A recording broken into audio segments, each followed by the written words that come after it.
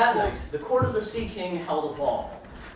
One of those rare sights we on Earth never get the chance to witness. It's not all that different from a prom, really, just at the bottom of the sea with pearls and whatnot. The main difference is the singing. Singing is a big part of every mermaid party.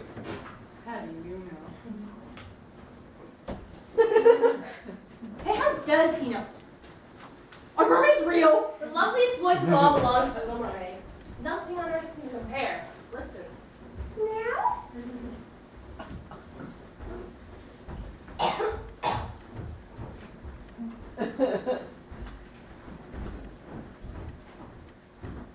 I'm so fancy.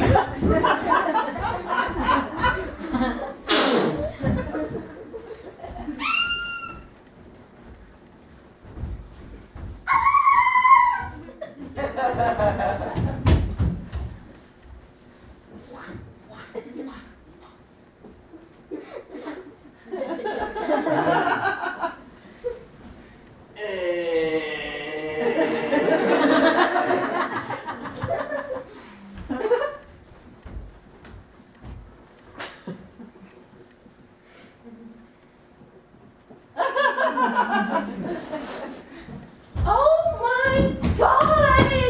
You have such a beautiful voice. I hate you! I know, right? It's so unfair. Have you ever had so much fun in your life? No. Aww. Come on, smile. Huggies! I'm going to the Sea Witch. The Sea Witch's house stood behind a wall of It looks like serpents growing up out of the ground. Its branches were long and slimy. Fingers like flexible worms. Anything that can be seized in the sea, these polypi sails the pond and perish. The skeletons of human beings who have perished at sea. The skeletons of animals. Or Predators, anything that can be flung from a ship. The corpse of another little mermaid who had been caught and strangled. even though that in Disneyland. I know what you want. You want to get rid of your fish's tail and have two stout props instead, like a human being. So that the prince may love you and you'll have an immortal soul. Good luck with that! Yes. Let us know how that goes. You're just in time. After sunrise tomorrow, you won't have to wait a whole year for me to help you. If you'll have to go through and then there's a drink I get.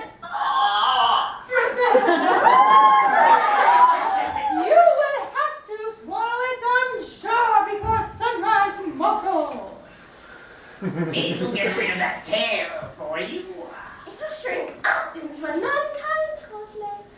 You'll be the prettiest little human anyone ever saw. Nice stems. You'll also feel unimaginable pain like a sword passing straight through you. Or after every step you take, you feel like you're treading on knives. Up to you!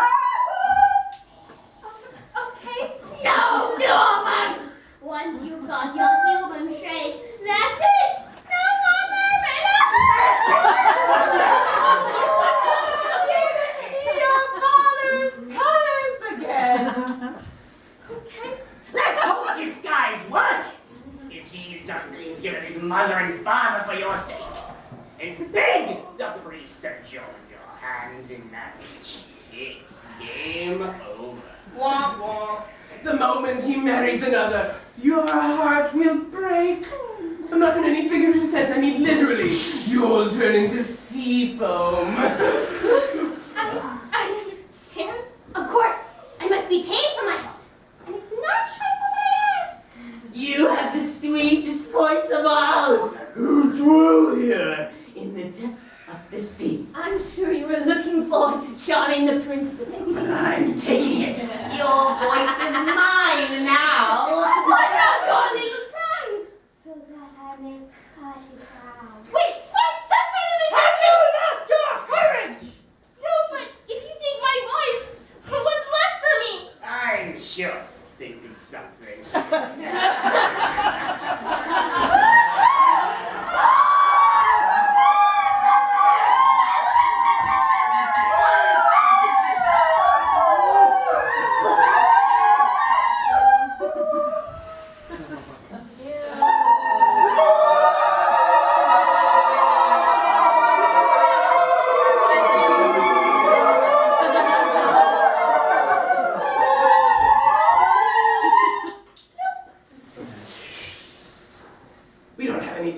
ice, do we? That sucks. How else are they going to know that it's boiling? What about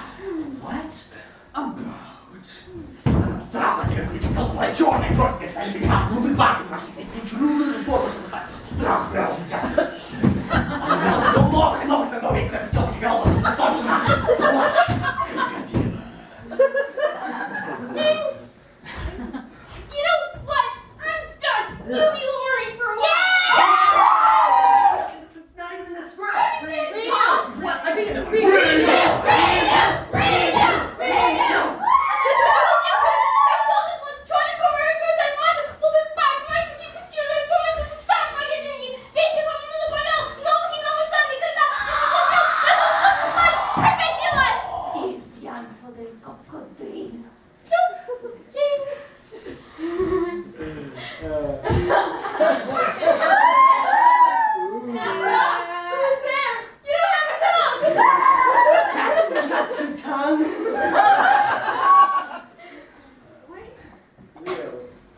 You okay, dude?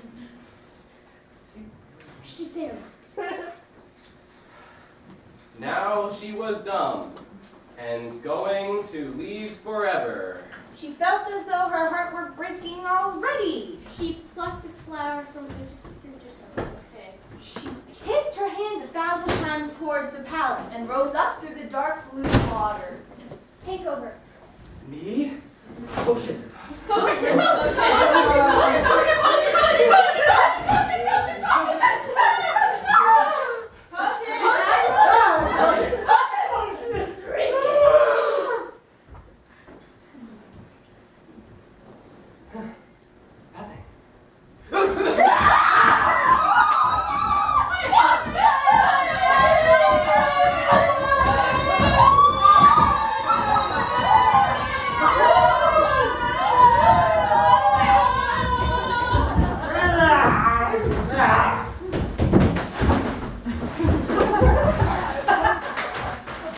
As soon as the sun shone over the sea, she came to. Before her stood the handsome prince. He looked upon her with his cold black eyes so earnestly that she cast down her own. Oh, it's attacking my tail! Hold on, I can't wear this. Cindy, you do it! No, wait, that can't work. She's Grow up tail and stick to the sound. Okay. As soon as the sun shone over the sea, she came to. Before her stood the handsome prince. He looked upon her with his cold black eyes so earnestly that she cast down her own. She had as pretty a pair of legs as any maiden could have, but no clothes. What? Oh, why do they always do that? Do what? In every story where a mermaid washes up on shore, she's always naked. She is. Not even a pair of coconut shells? No. Guys, that's why their hair is so long.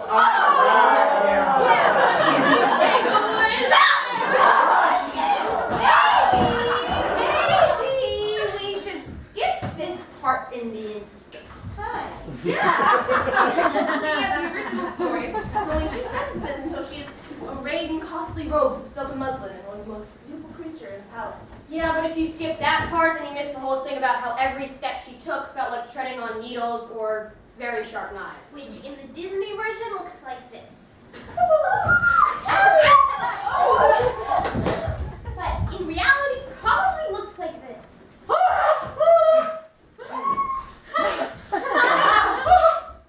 It does.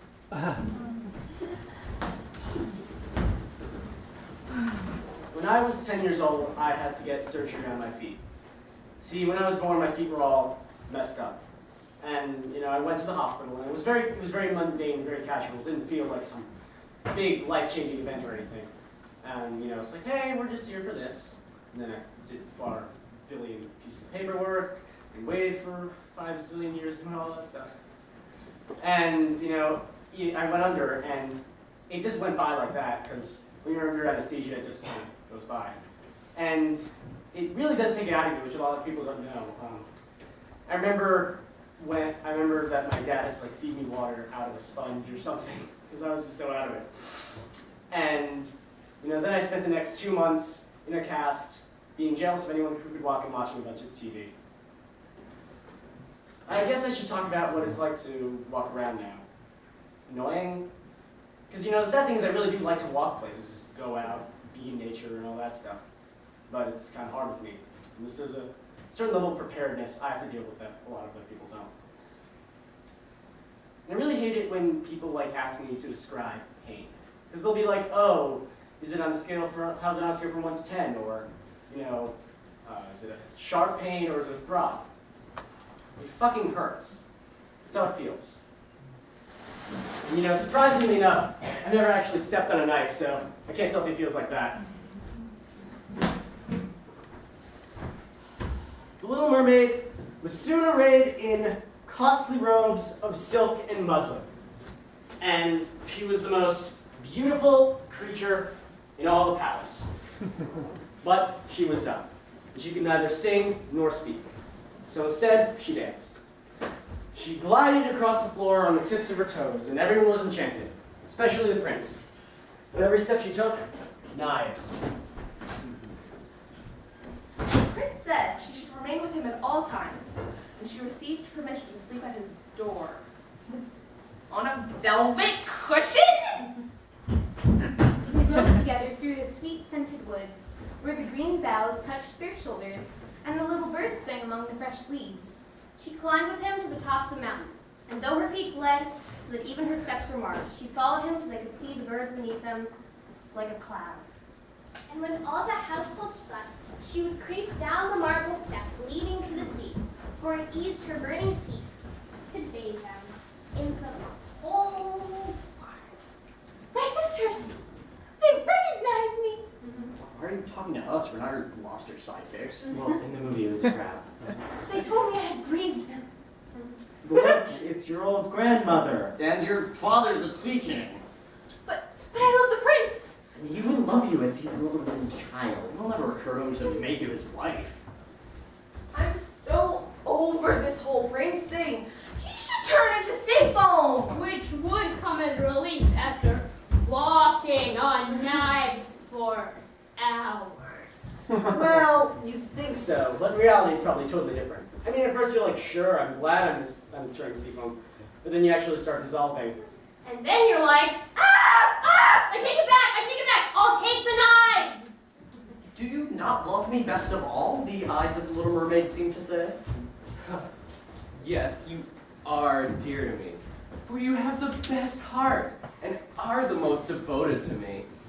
You are like a young maiden I once met, whom I shall never see again. I was in a ship that wrecked, and the waves cast me ashore near a holy temple, where several maidens performed the service. The youngest found me on the beach and saved my life. You are like her, but she is the only one I could ever love. Ouch. Fortune has sent you to me in her place. Slap him. Hold on a second. If he's so into this other girl, and he knows where he is, why not go get her? I mean, it's not like he can't afford a plane ticket or anything. She's supposed to be a nun. Oh. Temple. Oh, okay. She can't marry anybody. She's a nun! Okay. Very soon, it was decided that the prince must marry, and rumor was that the beautiful daughter of a neighboring king would be his bride. You got this, Izzy. He knew not that it was I who saved his life. I carried his body over the sea to the wood where the temple stands. I sat underneath the foam and watched for the human beings who came to help him. I saw the pretty maiden that he loves better than he loves me. He says she must remain at the temple always and never return again to the world. They will meet no more while I am by his side and see him every day. I will take care of him and love him and give up my life for his sake. The prince maintained that he was merely paying a visit to the king. Ah!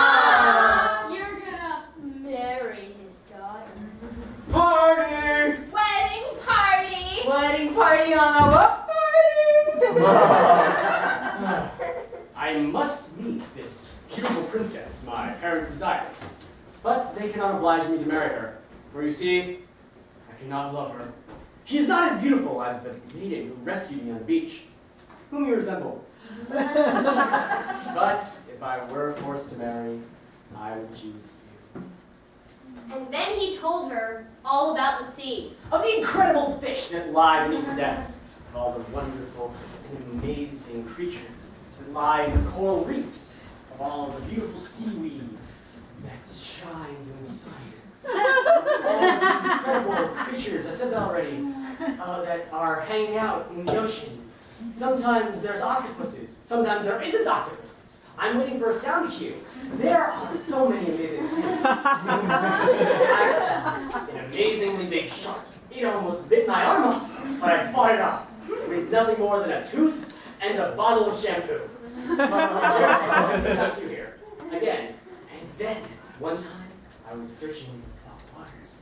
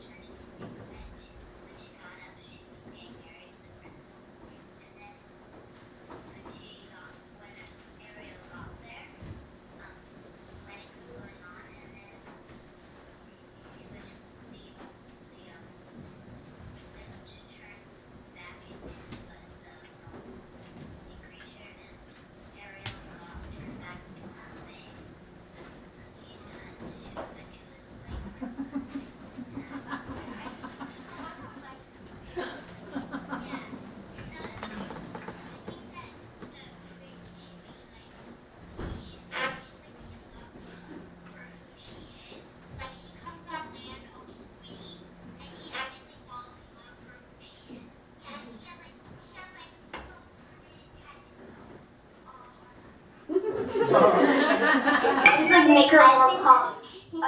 She and Ariel ended up marrying the prince, and they lived happily ever after.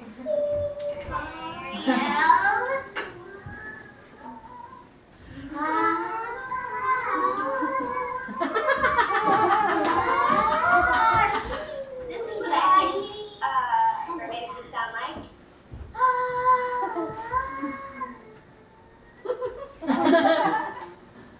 The next morning, the ship sailed into the harbor of the king the prince was going to visit. Party, party, rolling shore, hobnob with the royals. Every day was a celebration, balls and festivities without cease. But the princess had yet to arrive. She was being brought up in seclusion, in a religious place, where she would learn every royal virtue. At last she came. The little mermaid was obliged to acknowledge that she had never before seen a more perfect vision of beauty.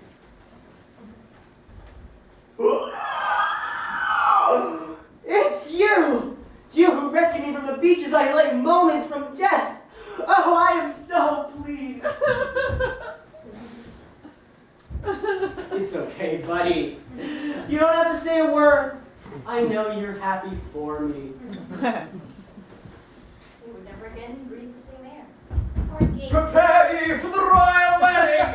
Prepare ye for the royal wedding! Nay! That was fast! The bride and bridegroom joined hands to receive the blessing of the bishop. The little mermaid, dressed in silk and gold, held the bride's train and thought of all she had lost in the world and the night of death that was coming to her. In the center of the ship, a costly tent of purple and gold had been erected. It contained elegant couches for the reception of the bridal pair during the night. The winds were favorable. The sea was calm, and the bridal party, having clambered back aboard for the return passage, celebrated on the deck. thought back to her 15th birthday and similar festivities she had witnessed. She joined in the dance. She had never danced so elegantly before. Her feet felt as if cut with sharp knives, but she didn't care. A sharper pain pierced her heart because she knew that this would be the last time she would ever see the prince, for whom she had given up her family and her home, and given up her beautiful voice, and suffered unheard of unending pain, and he knew nothing of it. They would never again breathe the same air. Or gaze at the starry sky or the deep sea. She laughed and danced with the rest until the prince and his beautiful bride went arm in arm to rest in the splendid tent. They will rest. He gets it. Then all became still on board the ship. Well, almost all. Mother, it's your sisters. They cut off their hair and gave it to the sea witch. In return, she gave him a knife. You have to plunge it into the heart of the sea. Of the prince. Before sunrise. When his warm blood falls upon your feet, they'll grow back together into a fish's tail. Go be a mermaid again. Don't you want to be a mermaid again? Don't you see the sky? Any minute now, the sun will rise. Do you just want to turn into nothing, just die? The little mermaid drew back the crimson curtain of the tent, where the bride rested with her head on the prince's breast. The knife was as sharp as every step she'd ever taken. Outside, the sky grew lighter and lighter. She reached out to the prince, who whispered the name of his bride in his dreams. Milo. Humans often resort to humor to help us navigate someone else's sadness or anger or other large emotions we don't know what to do with. Let's try this again. Outside, the sky grew lighter and lighter. The knife was as sharp as every step she'd ever taken. She reached out to the prince. No! The knife caught the sun as she flung it away from her into the waves. The water turned red where it fell. It looked like blood, like a shark attack. Shh! She took one more lingering, half-fainting glance. Have you all had a chance to play her? Yeah. Yes. Yep. Yes. Yes, yes. Yes. Yes. Yes. Back to this then.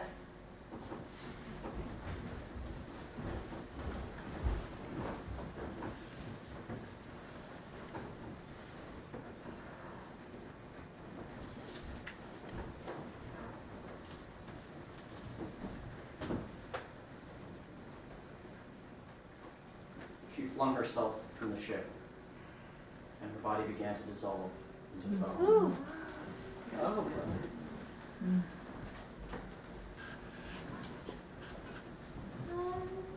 the sea, under the sea.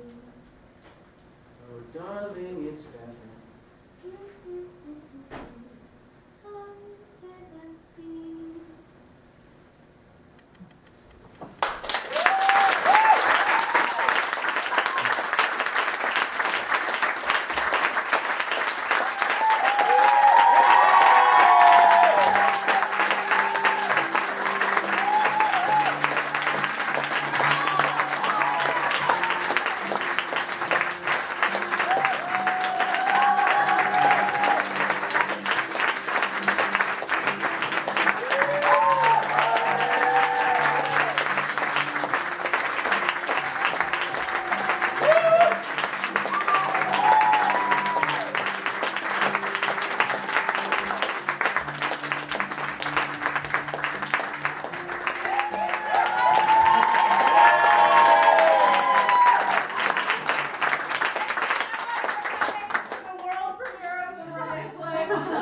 Featuring 12 homeschool teens. We have 3 more performances. If you know someone who would enjoy this show or likes mermaids, please tell them to come. We have tickets available. So thank you.